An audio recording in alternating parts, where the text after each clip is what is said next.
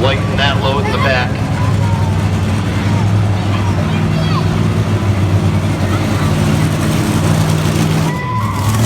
We'll go to work and get that fixed.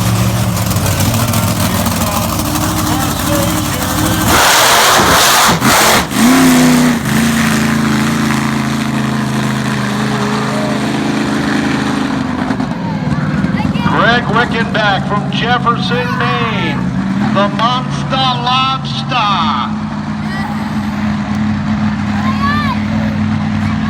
That sounds good right about now, some lobster.